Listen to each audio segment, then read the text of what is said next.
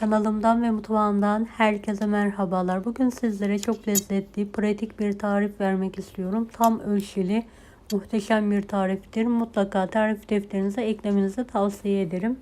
Tarifimize hiç bekletmeden hamurumuzu hazırlayarak başlayalım. Yarım çay bardağı yoğurdu uygun bir kaba alalım. Yarım çay bardağı ılık su.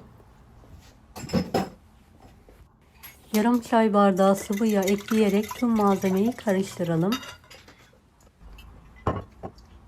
1 yemek kaşığı sirke ekleyelim ve karıştırmaya devam edelim. 1 adet yumurta, yarım pakette kabartma tozu ekleyelim. Bunu azar azar ekleyerek yumuşak, ele yapışmayan bir hamur hazırlayalım. Toplamda 6,5 çay bardağına yakın un kullandım.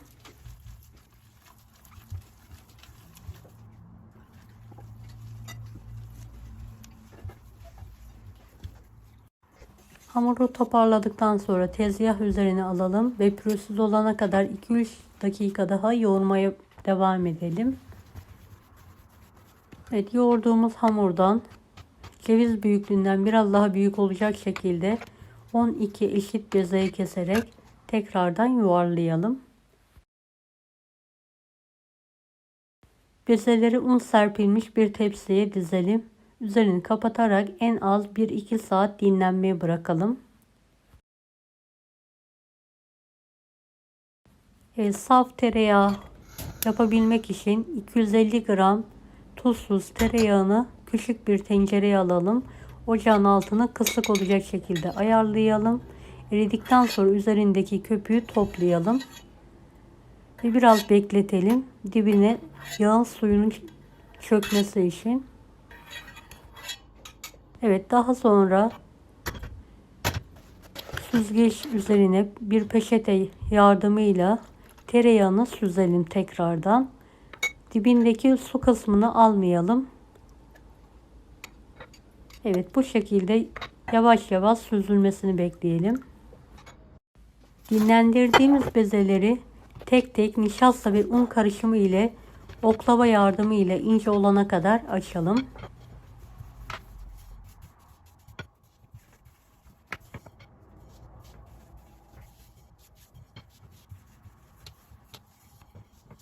Evet, açabildiğimiz kadar büyüklükte yufkaları teker teker açalım.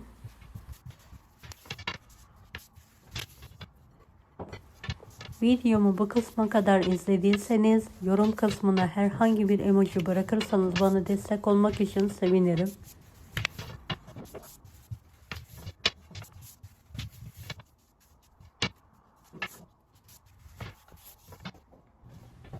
Evet, yufkalarımızı tezgahın bir kısmına alarak bekletelim. Ve teker teker açtığımız yufkaları üst üste alarak üzerini temiz bir sofra beziyle kurumamaları için örtelim. Evet, son yufkamı da açmaya devam ediyorum.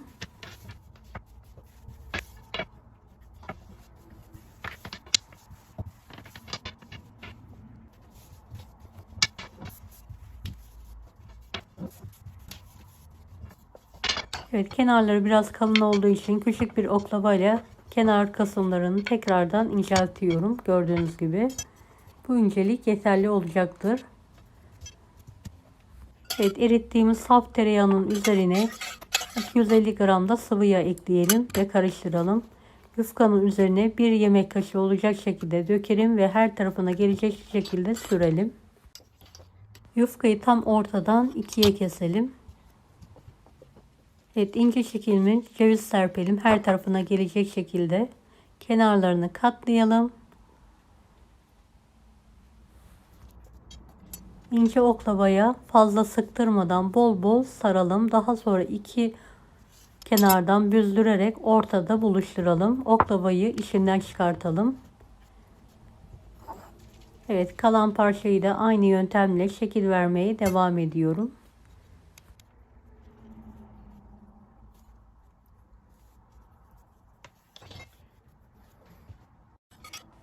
Evet, tüm yufkaları aynı yöntemle bitene kadar şekil vermeye devam edelim. Dilerseniz ince ceviz yerine fındık, fıstık kullanabilirsiniz.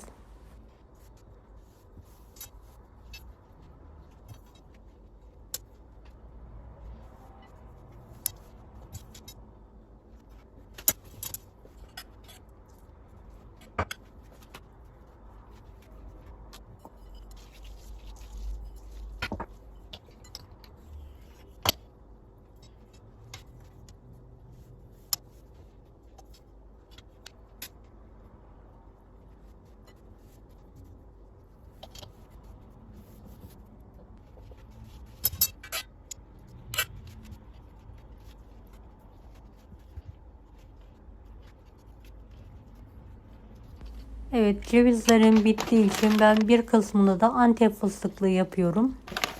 Gördüğünüz gibi ince çekilmiş Antep fıstığı serptikten sonra oklavaya dolamaya devam ediyorum. Evet, kalanları da Antep fıstıklı sararak tatlımı en son bitiriyorum.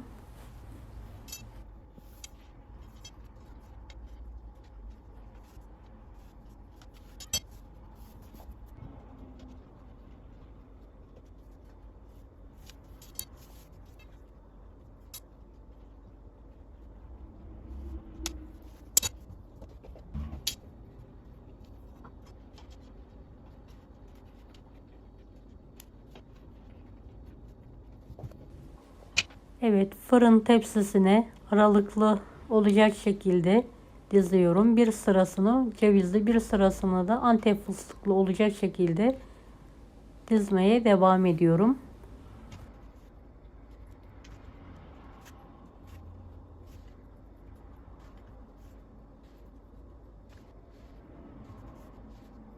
Son tatlımı da oklavadan çıkardım. Tepsiye diziyorum.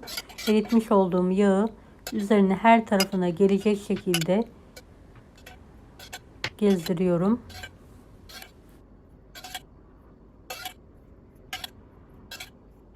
Evet, fırınımızı önceden ısıttık. 170 dereceli alt üst ayarda fırının bir alt rafına koyarak pişirmeye bırakıyorum. Üzerine bir tane tepsi kapatıyorum. Bu şekilde 1 saat 170 derecede ilk 20 dakika pişiriyoruz. Daha sonra kademeli olarak dereceyi düşüreceğiz. Baklava pişerken 50 dakika sonra ocağın üzerine 4,5 su bardağı sıcak su koyalım. Üzerine 4 su bardağı toz şeker ekleyelim. Şeker eriyene kadar karıştıralım. Evet, kaynamaya başlayınca dakika tutalım. 30-35 dakika kıvam alana kadar kaynatmaya devam edelim. Evet, 1 saat sonra üzerinden tepsiyi alıyoruz. 160 derecede pişirmeye devam ediyoruz. Şerbetin içine 2-3 tane limon tuzu, bir parça da tereyağı atıyoruz. Evet, dakika tuttuktan sonra 30-35 dakika sonra kıvam almaya başlayınca altını hemen kapatıyoruz. Evet, 1 saat 30-35 dakika sonra baklavam pişti. Hemen fırından çıkartıyorum hiç bekletmeden. Ocağın üzerine alıyorum kısık ateşe. Ve ocaktan hemen aldığım sıcak şerbeti yedire yedire baklavanın üzerine döküyorum.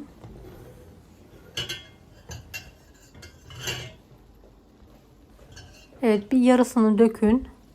Biraz bekleyin. Daha sonra diğer yarısını dökebilirsiniz. Yavaş yavaş her tarafına gelecek şekilde dökelim. Ocaklarda çok kısık ateşte ayarlı olsun.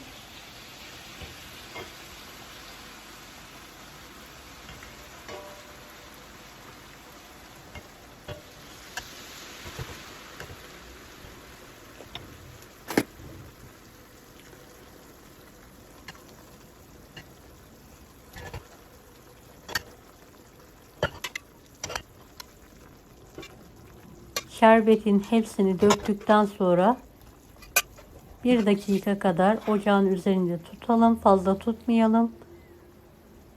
Ocaktan alarak kenarda şerbetin çekmesini bekleyelim. eşit bir şekilde kaynaması için ocakta tepsiyi çevirelim ara sıra.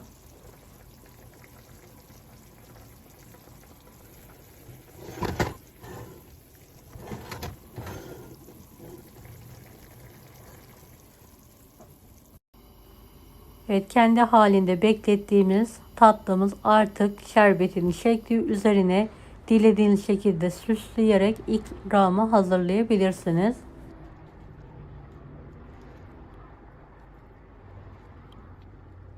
Evet, hamur kartıyla baklavamı ortadan ikiye keserek servise hazırlıyorum. Dilediğiniz büyüklükte kesebilirsiniz. Servis tabağına alarak ikramı hazırlayalım. Kıyır kıyır, bol malzemeli, tam kıvamında çok lezzetli bir tatlı oldu. Mutlaka denemenizi tavsiye ederim. Deneyecek olanlara şimdiden kolaylıklar dilerim. Kanalıma ücretsiz abone olmayı unutmayın. Bir dahaki videolarda görüşmek üzere. Allah'a emanet olun. Hoşça kalın.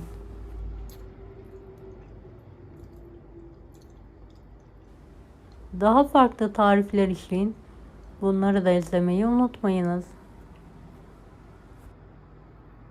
Afiyet şifa olsun herkese.